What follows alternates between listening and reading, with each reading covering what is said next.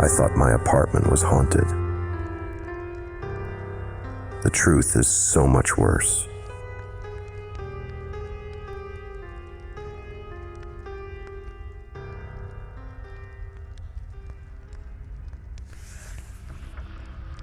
In retrospect, it should have been obvious from the start that there was something going on.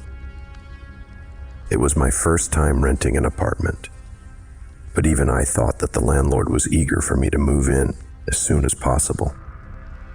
The rent was ridiculously low for the area. The apartment itself was in pristine condition, and the whole process from touring the apartment to moving only took about a week. Nothing like that comes without a catch. Apartment 311 was a pleasant place to live.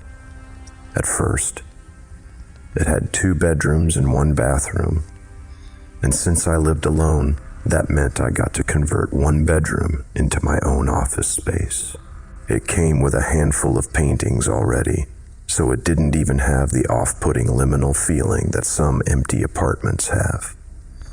The only immediate downside I could tell from the start was that there was a slight smell in the living room from time to time. It wasn't anything too noticeable, but you would occasionally get a faint whiff of some sort of musty odor. I was living in apartment 311 for a couple weeks before I noticed anything was wrong. It started out with simple stuff, like various knickknacks being placed on the wrong shelves, snacks and small objects going missing, things like that. Once or twice I found the fridge left open. These things would only happen when I was asleep, and it made me feel like I was going crazy. There was no way anyone could be breaking into my apartment just to steal some useless crap and move around some collectibles. The door was locked whenever I went to bed, and even if someone hypothetically had the key, I always made sure to bolt the door as well. I considered getting some security cameras set up, but I balked at the price when I looked into that possibility. Though the apartment was admittedly cheap, between rent and utilities, I still couldn't afford to set up an entire security system. I tried to put it out of my mind, assuming that maybe I was just sleepwalking or getting up for a midnight snack and forgetting by the next morning. I'd never been an easy sleeper. I was often prone to night terrors and other disturbances, which had only gotten worse now that I was in an unfamiliar environment. Of all the sleep problems I've experienced, by far the least pleasant is sleep paralysis. It used to happen fairly rarely, maybe once every 2 to 3 months. But after moving into the apartment, it became an almost weekly occurrence. Now, usually my sleep paralysis is fairly mild. I find myself unable to move, eyes open, and I find it difficult to breathe. Sometimes I feel like there is a presence in the room with me. But before I moved, I had never experienced any form of hallucinations, visual or otherwise. I'd never seen a ghost, monster, hag, or any other sort of entity while I was paralyzed. It was only ever a sense of dread and total paralysis of the body. That changed about the same time I noticed the missing food and misplaced objects. As usual, it felt like I had woken up but couldn't move a single muscle. It was hard to breathe, and I had this awful feeling like I wasn't alone. I tried to calm myself down, to remind myself that I had been through this before, and it always wound up okay, but something felt different. It was then that I noticed the door to my bedroom slowly opening inch by inch.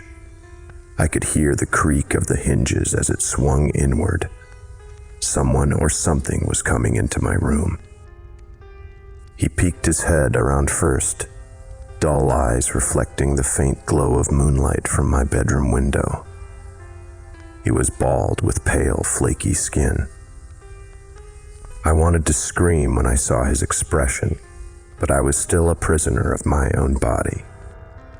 The man had a forced, rictus grin on his face and chipped yellow teeth clenched tightly together, grinding against one another. I watched in horror as the rest of the man's body slowly passed into the room, tiptoeing as if he were creeping up behind someone in a cartoon. The man was utterly emaciated, almost skeletal in appearance, and covered in sores and pockmarks. He was stark naked and smeared in dirt and filth. I could do nothing but watch as he slowly inched ever closer towards me, until I could feel his hot breath upon my face. It smelled like the musty odor I sometimes detected in the living room. Not once did I see his expression change. He didn't even blink as he stared at me, and I could feel hatred radiating off of him like heat from a furnace. He just stood there, looking at me for what felt like hours. Eventually, he turned around and slowly sneaked back out of the room, gently shutting the door behind him. A few minutes later, I started to be able to move again, the paralysis wearing off as my body started to wake up properly. I had to call in sick to my job that day. The experience was such a shock to me that there was no way in hell I'd be able to get any work done. I spent a good hour just checking every room to make sure I was entirely alone. I searched in the closet, underneath the sinks, in my office, anywhere I thought someone could be hiding. When I found nothing, I managed to convince myself it was all a hallucination, that I was safe. Things continued about the same for a while after that. Objects still went missing from time to time. The smell in the living room stayed just as musty as it ever was, and about every week or so, I'd have another sleep paralysis incident. Of course, now every time I did experience sleep paralysis, I'd have to see my unwanted visitor again. I named him Jimmy to try and reduce the terror a little bit. Putting a silly name to a horrifying face helped lessen my fear slightly. As far as sleep paralysis hallucinations went, Jimmy wasn't too bad once I started to get used to him. He never touched me or sat on my chest like some people's nightmares did. He just stood and stared. It was still deeply unpleasant, mind you, but I felt lucky that it was a consistent kind of unpleasantness, at least. Then, I found the photograph. I noticed it underneath a pile of papers while I was doing some cleaning up. A picture of two women embracing in front of a waterfall.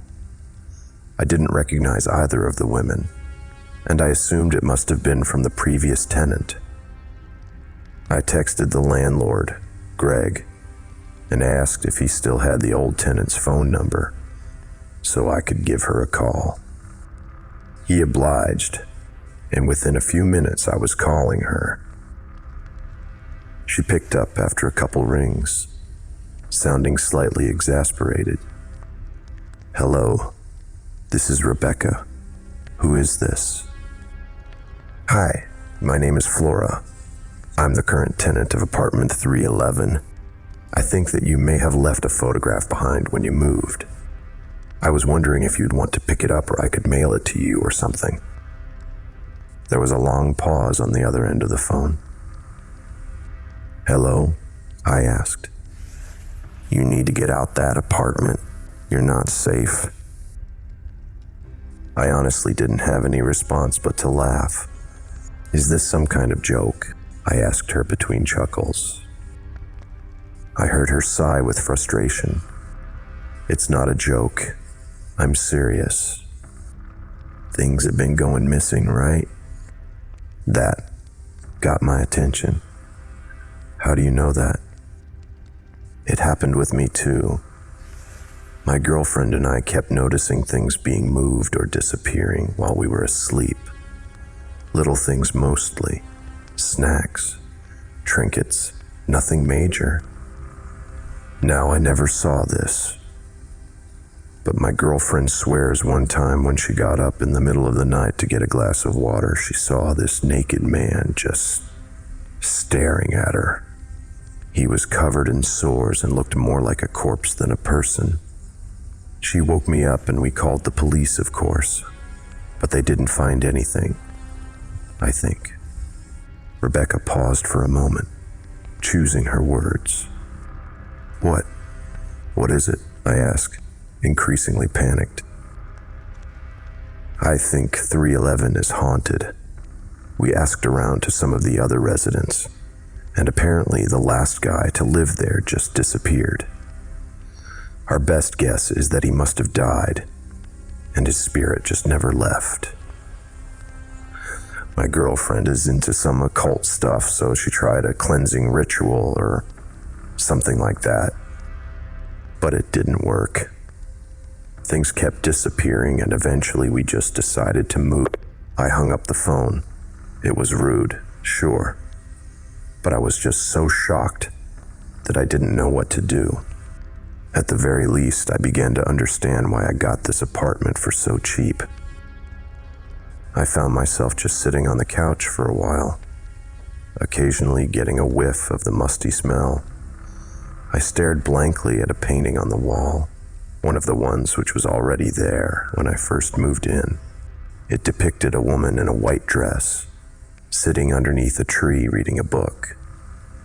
I couldn't tell what was making me so focused on it. It seemed utterly unrelated to what was happening. Eventually, I snapped out of it and went into my office to do some research. After a little bit of digging, I found out some information regarding the tenant who lived here before Rebecca, the one who disappeared. Apparently, one of his co-workers put out a missing persons report 6 months ago. His name was Michael Hansen, and I gasped when I saw a photograph of him. He looked exactly like Jimmy, albeit not so emaciated and filthy. I hastily packed some of my things and made arrangements to stay at a friend's house for a couple nights, telling them that my apartment had a roach problem and the landlord needed to fumigate it. I called into work and gave them some sob story about an uncle dying, enough to get time off for a few days. With no more distractions from the ghost of Michael Hansen, I slept soundly on my friend's couch, unbothered by any sleep paralysis. The next 2 days were spent researching. I checked out dozens of books on folklore and the occult from the local library, scoured paranormal internet forums, and even watched a few episodes of some cheesy ghost hunting TV show. I was determined to figure out a way to put the spirit of Michael Hansen to rest.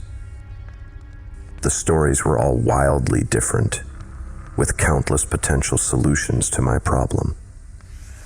Some sources said salt was a surefire way to banish spirits. Others said iron was a good ghost repellent.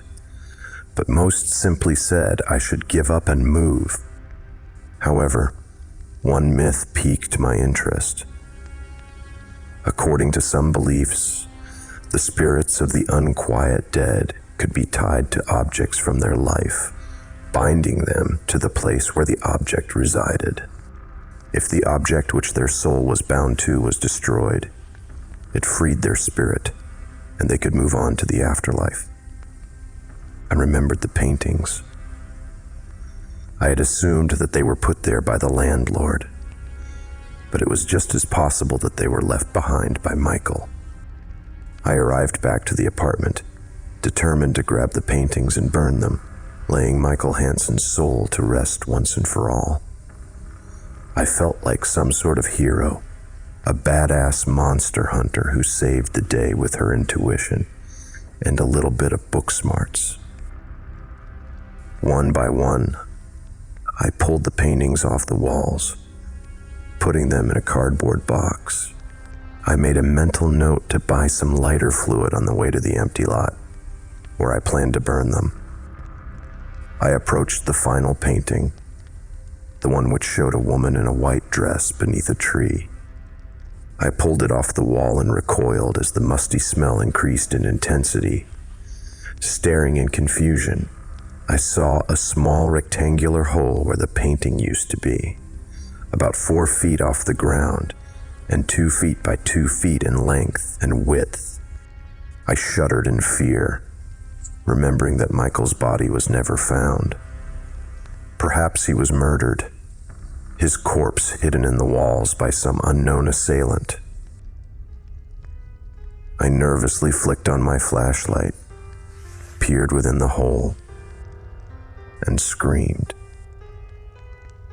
I ran out of apartment 311 as fast as I could before calling the police, sobbing with terror. I had been prepared to find a body, maybe cut up into little pieces and wrapped in duct tape. I was ready for death and decay and rot. There is something fascinating about ghosts. Something somehow romantic about the notion that part of someone could live on even after death. There was nothing romantic about seeing the clenched tooth grimace of Michael Hansen, glaring at me with hate as he stood in the small section of hollow wall which he had been living in for the past 6 months.